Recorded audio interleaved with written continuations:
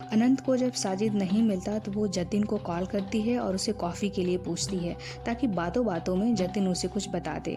साजिद को जतिन हॉस्पिटल में एडमिट कराता है और वहाँ विक्रम होता है जिसे रीटा बुलाकर पूछती है कि तुम्हें साजिद के बारे में कैसे पता चला। अफजल जो साजिद को फॉलो कर रहा था, क्या वो तुम्हारा आदमी है? विक्रम अपनी खबरी के बारे में नहीं बताना चाह रहा था, इसलिए उसने मानने से इनकार कर दिया। इस पर रीटा कहती है ये मेरा केस है और तुम इसमें दखल दे रहे हो, दूर रहो। उधर अनीता कॉफ़ी के लिए जतिन के घर ही चली जाती है, जिसे देखकर जतिन थोड़ा सरप्राइज होता है।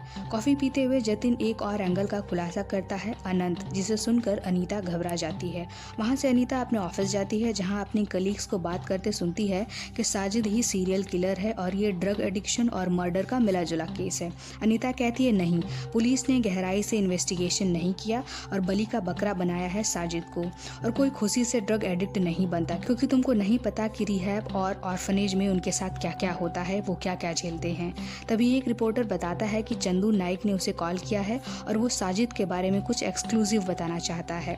चंदू नाइक का नाम सुनकर अनीता फ्लैशबैक 2017 में चली जाती है, जहां वो अपने काका द्वारा साजिद को घर से निकालने और बुरी तरह पीटने के अगली सुबह चंदू नाइक के पास जाती है, क्योंकि चंदू का पता साजिद ने दिया था। चंदू बताता है कि साजिद रात में आया था, बुरी तरह से घायल था, रात में सोया यहाँ पर, अभी वो गीता नशा मुक्ति केंद्र चला गया है। चंदू अनीता से पूछता है कि मैं तो तुम्हें कभी नहीं मिला, तो वही है ना ऑर्फनेज वाली?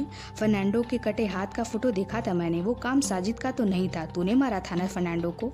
इतना सुनते ही अनीता घबरा कर वहाँ से चली जाती है। स्टोरी आती है प्रेजेंट में, जहाँ अनीता का डर से बुरा हाल था चंदू का नाम सुनकर। देशपांडे सर विक्रम को कॉल करके बोलते हैं कि साजिद को हॉस्पिटल से डिस्चार्ज करो और कन्फेशन लो उसका, मैं रीटा को संभाल लूंगा।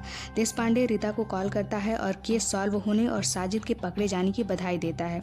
रीटा कहती है सर अभी भी मुझे शक है, ये कोई सीरियल किलिंग का काम नहीं है और साजिद के मर्डर से कनेक्टेड कोई लिंक और ज़रूर है जिसे हम देख नहीं पा रहे हैं। बात काटते हुए देशपांडे कहता है केस तो खत्म हो ही गया है, थोड़ा बहुत काम है जिसे विक्रम हैंडल कर लेगा।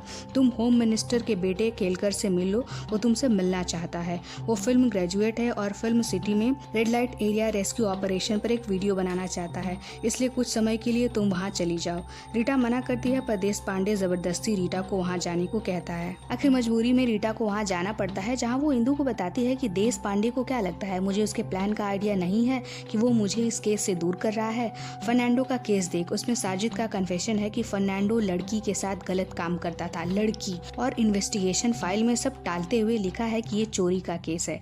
फर्नांडो के रूम में विग, मेकअप, पाउडर, ये सब चीजें मिली। सोचो आखिर फर्नांडो ये सब क्यों रखेगा अपने कमरे में। तभी सूट के लिए रीटा को बुलाया जाता है, जहाँ वो देखती है कि बच्ची के